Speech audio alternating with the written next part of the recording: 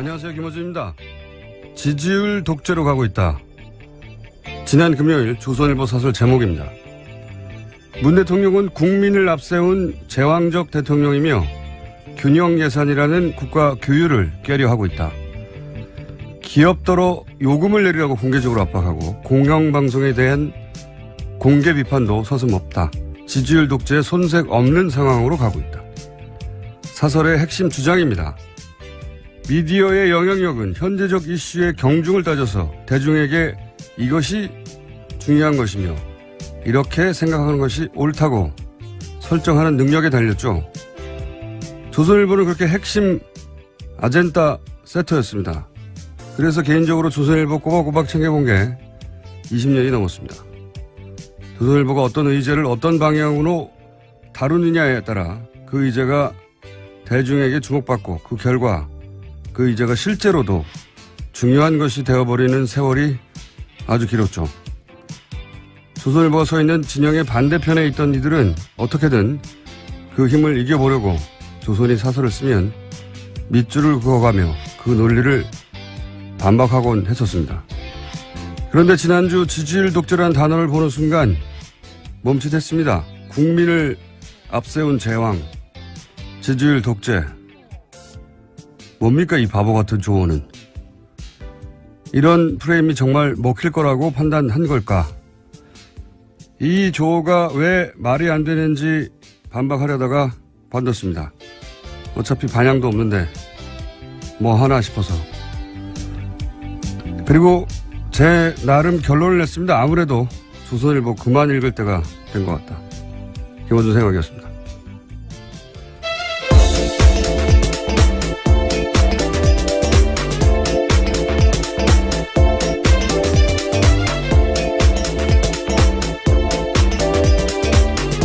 시사인의 김은지입니다. 네. 조선일보 이 기사 읽어보셨어요, 사설? 예, 그 기사는 못 봤네요. 그러니까요. 핵심이 그겁니다. 잘 몰라요. 저는 꼬박꼬박 사설 같은 거 읽어보는데, 예. 제가 정치를 처음 알게 된 게 대략 노무현 전 대통령이 50 청문회 때 활약하는 거 보고. 80년대. 그러니까요. 고등학교를 졸업할 무렵에. 그런데 최근, 그거 잘 모르실 것 같아요. 그 어릴 때부터 인터넷으로 뉴스를 접하신 20대 뭐 중후반 이분들은 잘 모르실 것 같은데 종이신문으로 조선일보 존재감은 대단했었거든요. 그리고 대체로 조선일보가 시비를 걸면 정치권은 항복하거나 최소한 타협하기 마련이었단 말이죠. 그런데 이제 이 지지율 독재 같은 프레임을 가지고 지금의 독자, 지금의 시민, 대중을 설득할 수는 없을 것 같거든요. 제가 보기엔. 예. 어쨌든 아무리 세련되게 포장을 해도 지금 시대 정신, 시대 감각하고 굉장히 동떨어져 있다. 예. 갈라파고스화 되어 간다. 이런 느낌을 저는 그 사설을 읽다가, 예. 물론 지금도 문재인 정부 출범 이후에 뭐 거의 하루도 빼지 않고 정부를 비판하고 있는데, 그럴 수 있죠. 예. 정치 입장이 다르면. 그래서 조선일보만 읽으면 우리나라 지금 거의 망하기 직전이거든요. 예. 곧 망해요. 어쨌든 뭔가 끝판왕 느낌이었는데, 예. 흑마술 이런 느낌이었거든요. 뭐 이제 더 이상 읽지 않으신다고 하셨으니까요. 네. 네, 이렇게 될 줄은 몰랐습니다. 자, 첫 번째 뉴스는요. 네, 지난주 금요일 이재용 삼성전자 부회장 선고 나왔습니다. 징역 5년이 선고가 됐는데요. 법원은 이번 사건을 정경유착이라고 규정했습니다. 뇌물공여 등 5가지 혐의 대부분 인정했는데요. 정유라 씨 승마를 지원하기 위해서 삼성이 독일로 보낸 75억 원과 동계스포츠 영재센터로 간 16억 원을 뇌물로 판단했습니다. 하지만 삼성이 미르와 K스포츠재단에 출연한 220억 원은 뇌물로 인정하지 않았는데요. 함께 재판을 받은 최지성, 장충기 등 삼성 임원 4명도 유죄 판결 받았습니다. 이렇게 말들이 많죠. 예. 근데 이제 저희가 3부입니까? 4부입니까? 이정열. 네, 4부. 저보다 어떻게 순서를 잘 알아요. 나오지도 않으면서. 이정열 전 판사님 직접 나오셔가지고 한번 짚어주실 텐데, 개인적으로도 뭐 이해 안 가는 점들이 몇 가지 있습니다. 이제 혐의는 대부분 다 인정했는데 뭐 형량이 낮다 뭐 이런 얘기도 있긴 한데 논리적으로도 잘 이해가 안 가는 부분이 있어요. 예를 들면 승마 지원은 뇌물이라고 했잖아요. 예. 그렇죠. 뭐 정유라 씨도 받은 사람 수혜자가 뇌물이라고 하니까 결정적이었다는 평가를 받고 있습니다. 평가를 받는데 실제로 결정적인지는 판사님 마음속에 들어봐야 하는 거고 어쨌든 뇌물 지원은 뇌물이잖아요. 그러니까 이게 승마 지원은 뇌물이잖아요. 그렇죠. 인정했고 그리고 그 K스포츠 재단도 최순실 사익 추구의 수단이라는 것도 인정했잖아요. 예, 재단에 관련해서는 그렇게 인정을 했습니다. 그런데 그 말을 지원한 건 뇌물이지만 K스포츠 재단에 220억을 낸 것은 뇌물이 아니다고 했단 말이죠. 네, 미르와 K스포츠 재단 합쳐서죠. 예. 예. 어쨌든 스포츠 얘기를 하고 있으니까 제가 스포츠를 집중적으로 얘기를 해보자면 박근혜 대통령이 스포츠 그 이유가 뭐냐면 박근혜 대통령이 스포츠 융성 정책을 폈기 때문에 재단에 넣은 돈은 최순실이 사익 추구를 하긴 한 거긴 맞는데 그거 수단이긴 했는데 대통령은 스포츠 융성 정책을 펴서 그렇게 된 거다 전후가. 대통령하고 최순실하고 거기서 구분이 돼요. 근데 이게 저는 이해가 안 가는 게 이게 논리적으로 모순이라고 생각하는 게 그러면 박근혜 대통령이 이 승마 지원 이외에 따로 안종범 수석이나 또는 뭐 각종 기업을 불러서 따로 챙긴 스포츠가 있느냐? 없어요. 유일하게 승마만 챙겼거든요. 논리적으로 모순이 생기는 거죠. 유일하게 승마만 챙겼고 승마 지원단은 뇌물인데 그 연장선상에서 돈 재단에 넣은 것은 그거는 스포츠 융성 정책 때문이기 때문에 뇌물이 아니다. 이거 저는 잘 납득이 안 가고. 그리고 재단이 최순실의 사익 추구 수단이었는데 그러면 국정원이나 민정이나 사정기관들은 대통령 지시사항으로 만든 재단 아닙니까? 대통령 스포츠 융성을 위해서 가장 중요한 재단인데 기업들이 대규모 몇백억씩 내고 그런데 그 재단이 최순실 사익 추구 수단이 달랑 돼버렸는데 아무도 몰랐어요? 국정원도 몰랐고 민정도 몰랐고 대통령 최대 관심 사안인데 이게 말이 안 된다고 보니 불가능한 거죠. 개별적인 대가를 보기 어렵다라고 아마 재판부가 판단했던 것 같은데요. 그럼에도 불구하고 금액이 확 줄어들었기 때문에 거기에 대한 비판도 굉장히 많습니다. 그리고 더 나아가서 예를 들어서 그러니까 여기서 220억 원이 빠지면서 확 줄어들게 되죠. 그 형을 따질 때. 네, 그렇죠. 정도가. 그리고 재산을 국외로 도피한 혐의. 이게 50억 이상이면 또 10년 이상이거든요. 무조건. 10년 이상인데 50억이 안 되고 37억만 됐어요. 왜냐면은 승마 지원을 위해서 79억을 쐈는데 그 중에서 42억은 독일에 있는 삼성전자 계좌를 이용했다는 겁니다. 그러니까 재산의 국외 도피로 보기 어렵다는 거죠. 그 돈이 삼성전자 독일 계좌에 그냥 있으면은 아니죠. 거기서 나갔잖아요. 나가서 최순실한테 갔지 않습니까? 저는 중간에 삼성전자를 계좌를 이용했든 안 했건 그게 무슨 상관이냐. 결국은 삼성의 돈이 최순실한테 갔는데 국외로. 아 정말 이것도 잘 이해가 안 갑니다. 이것도 법정 최저 형량 줄여주려고 판단한 바가 아니냐라는 의심을 사고 있는 부분입니다. 하여튼 뭐 제가 법조인은 아닌데 몇 가지는 논리적으로 모순이 되거나 이 말이 되는가? 예.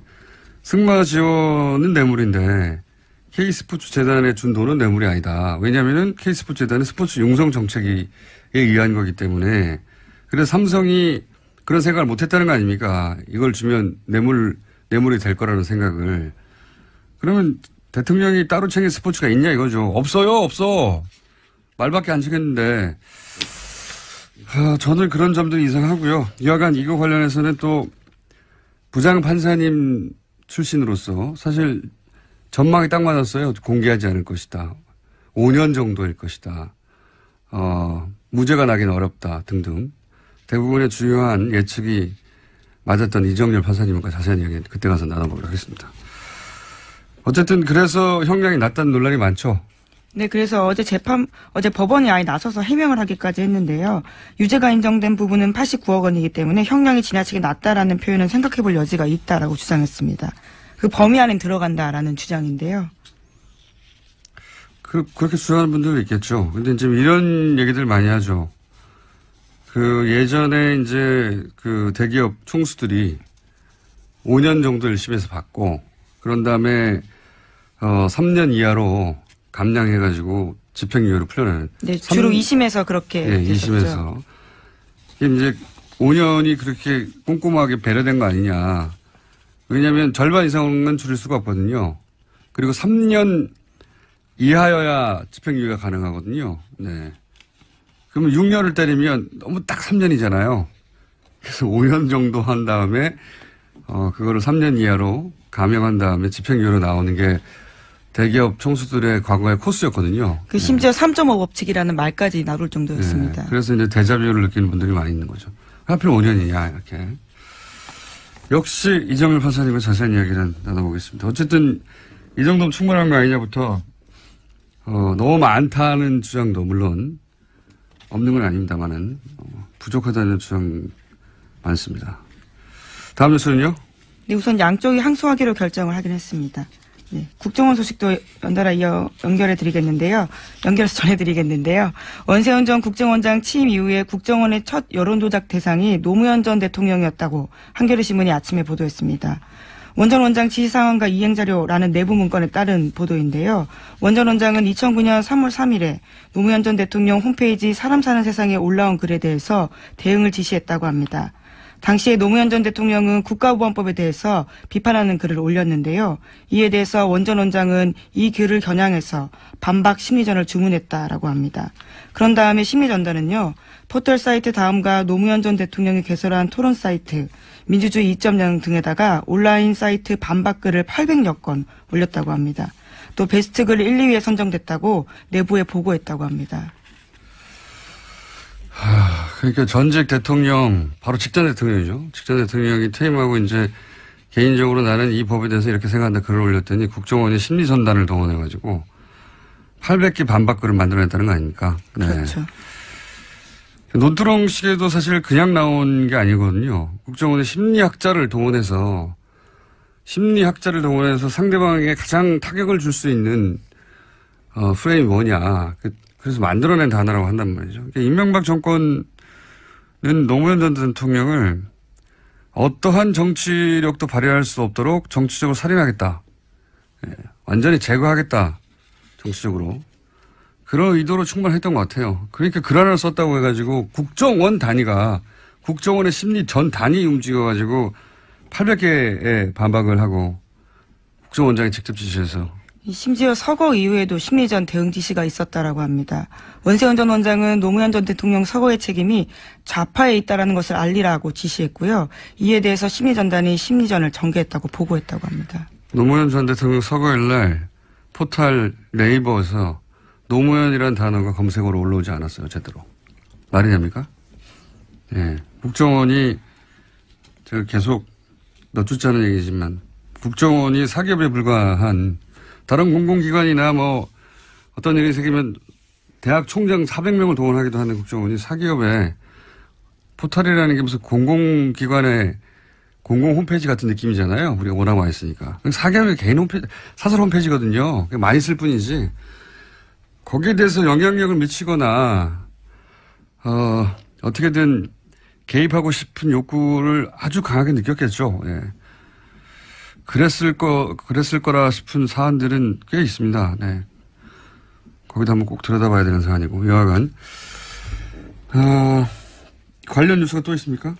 네, 반면에 이명박 전 대통령 대해서는요, 지지를 끌어올리기에 국정원이 힘썼다라는 건데요. 2009년 11월 달에 국민과의 대화를 이명박 당시 대통령이 진행했습니다.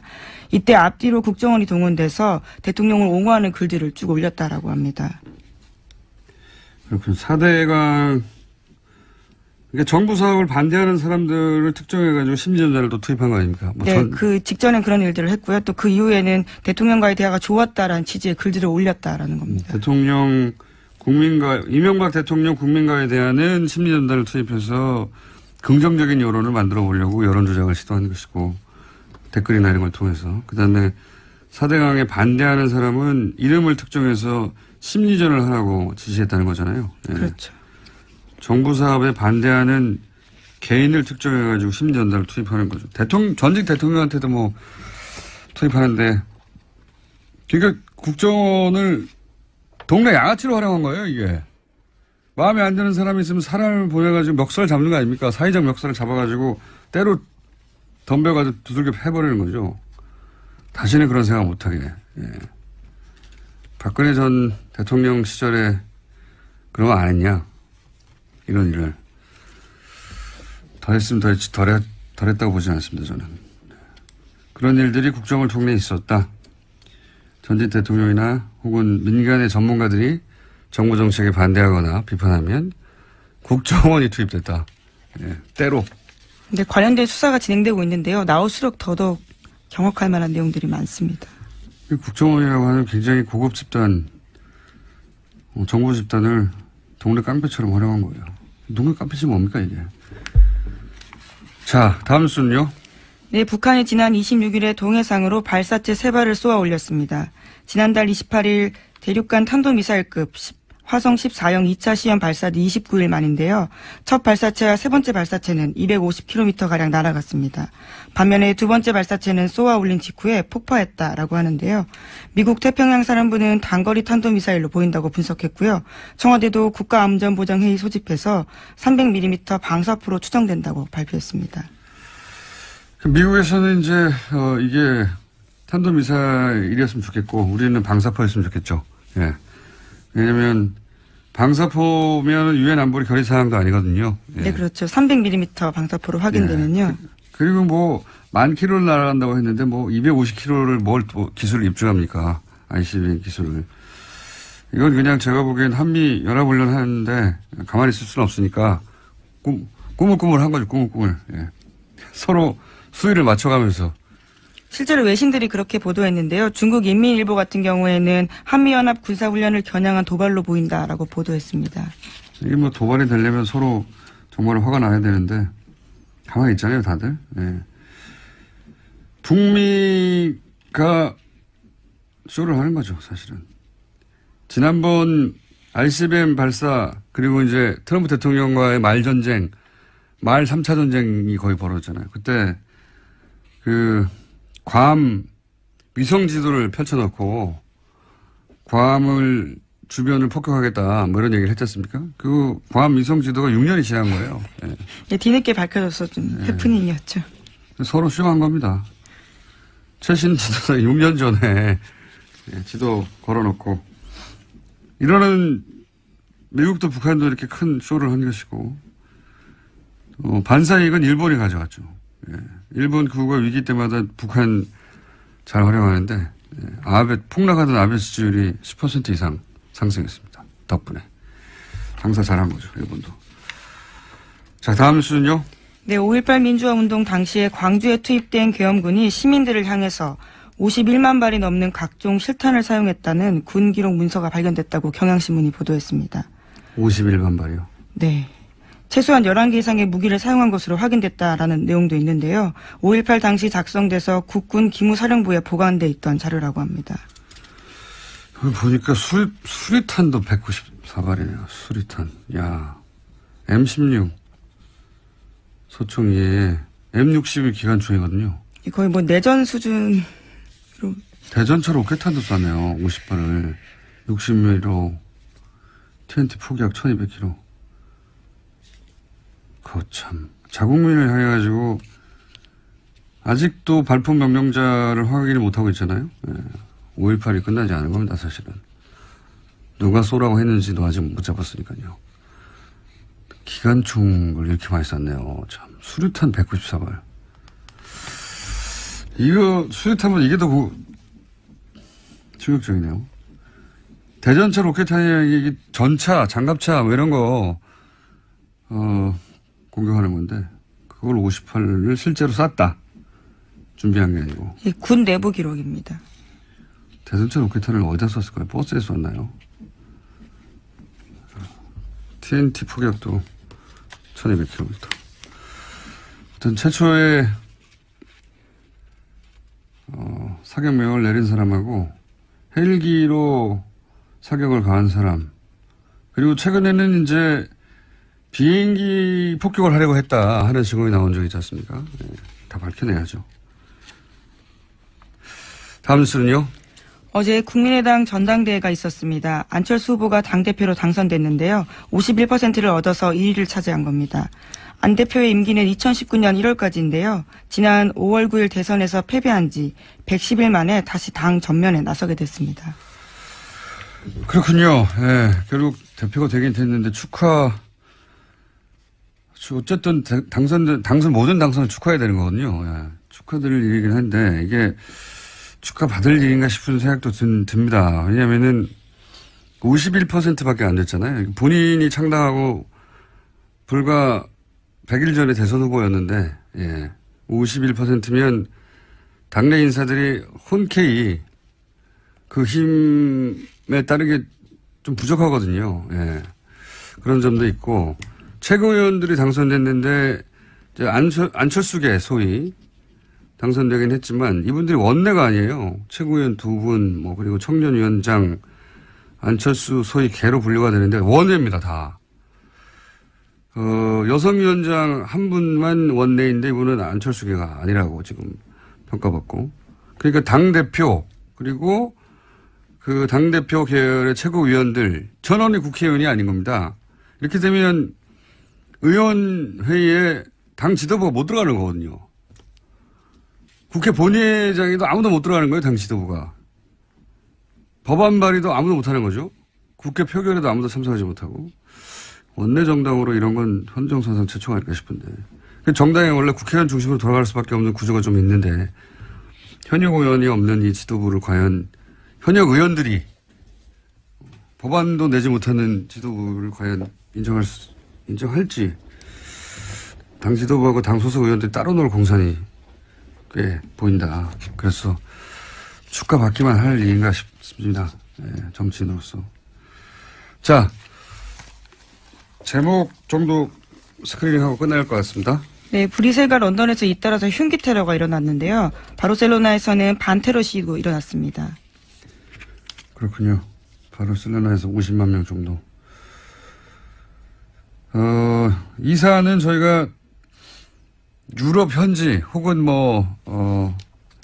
전문가와 함께 유럽에서의 테러를 한번 또 정리해서 다뤄야 될 것 같아요. 지난번에 한번 벨기에 출신의 크리스 특파원이라고 저희가 유명한 크리스 교수 통해가지고 이게 무슬림이 범죄화한 게 아니고 범죄가 무슬림의 껍데기를 쓴 것이다. 무슬림과는 사실은 상관이 없는 거다라고 분석을 해주셨는데 한번 또 다루겠습니다. 조만간. 자, 여기까지 하겠습니다. 지금까지 시사인의 김은지였습니다. 감사합니다. 어릴 때부터 인터넷으로 뉴스를 접하신 20대 중후반 이분들은 잘 모르실 것 같은데 종이신문으로 조선일보 존재감은 대단했었거든요. 그리고 대체로 조선일보가 시비를 걸면 정치권은 항복하거나 최소한 타협하기 마련이었단 말이죠. 그런데 이제 이 지지율 독재 같은 프레임을 가지고 지금의 독자, 지금의 시민, 대중을 설득할 수는 없을 것 같거든요. 제가 보기엔. 예. 어쨌든 아무리 세련되게 포장을 해도 지금 시대 정신, 시대 감각하고 굉장히 동떨어져 있다. 예. 갈라파고스화 되어 간다. 이런 느낌을 저는 그 사설을 읽다가, 예. 물론 지금도 문재인 정부 출범 이후에 거의 하루도 빼지 않고 정부를 비판하고 있는데, 그럴 수 있죠. 예. 정치 입장이 다르면. 그래서 조선일보만 읽으면 우리나라 지금 거의 망하기 직전이거든요. 예. 그건 망해요. 어쨌든 뭔가 끝판왕 느낌이었는데, 예. 흑마술 이런 느낌이었거든요. 이제 더 이상 읽지 않으신다고 하셨으니까요. 네. 예, 이렇게 될 줄은 몰랐습니다. 자, 첫 번째 뉴스는요. 네, 지난주 금요일 이재용 삼성전자 부회장 선고 나왔습니다. 징역 5년이 선고가 됐는데요. 법원은 이번 사건을 정경유착이라고 규정했습니다. 뇌물공여 등 5가지 혐의 대부분 인정했는데요. 정유라 씨 승마를 지원하기 위해서 삼성이 독일로 보낸 75억 원과 동계스포츠 영재센터로 간 16억 원을 뇌물로 판단했습니다. 하지만 삼성이 미르와 K스포츠 재단에 출연한 220억 원은 뇌물 다루느냐에 따라 그 의제가 대중에게 주목받고 그 결과 그 의제가 실제로도 중요한 것이 되어버리는 세월이 아주 길었죠. 조선일보가 서 있는 진영의 반대편에 있던 이들은 어떻게든 그 힘을 이겨보려고 조선이 사설을 쓰면 밑줄을 그어가며 그 논리를 반박하곤 했었습니다. 그런데 지난주 지지율 독재라는 단어를 보는 순간 멈칫했습니다. 국민을 앞세운 제왕, 지지율 독재. 뭡니까 이 바보 같은 조언은. 이런 프레임이 정말 먹힐 거라고 판단한 걸까? 이 조어가 왜 말이 안 되는지 반박하려다가 관뒀습니다. 어차피 반향도 없는데 뭐 하나 싶어서. 그리고 제 나름 안녕하세요, 김어준입니다. 지지율 독재로 가고 있다. 지난 금요일 조선일보 사설 제목입니다. 문 대통령은 국민을 앞세운 제왕적 대통령이며 균형 예산이라는 국가 규율을 깨려하고 있다. 기업더러 요금을 내리라고 공개적으로 압박하고 공영방송에 대한 공개 비판도 서슴없다. 지지율 독재에 손색 없는 상황으로 가고 있다. 사설의 핵심 주장입니다. 미디어의 영향력은 현재적 이슈의 경중을 따져서 대중에게 이것이 중요한 것이며 이렇게 생각하는 것이 옳다고 설정하는 능력에 달렸죠. 조선일보는 그렇게 핵심 아젠다 세터였습니다. 그래서 개인적으로 조선일보 꼬박꼬박 챙겨본 게 20년이 넘었습니다. 조선일보가 어떤 의제를 어떤 방향으로 언론을 냈습니다. 아무래도 조선일보 그만 읽을 때가 된 것 같다. 김어준 생각이었습니다.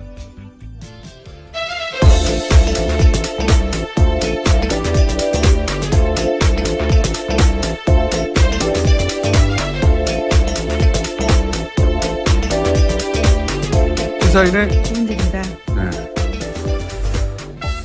조선일보 이 기사 읽어보셨어요, 사설? 예, 그 기사는 못 봤네요. 그러니까요. 핵심이 그겁니다. 잘 몰라요. 저는 꼬박꼬박 사설 같은 거 읽어보는데, 예. 제가 정치를 처음 알게 된 게 대략 노무현 전 대통령이 50 청문회 때 활약하는 거 보고.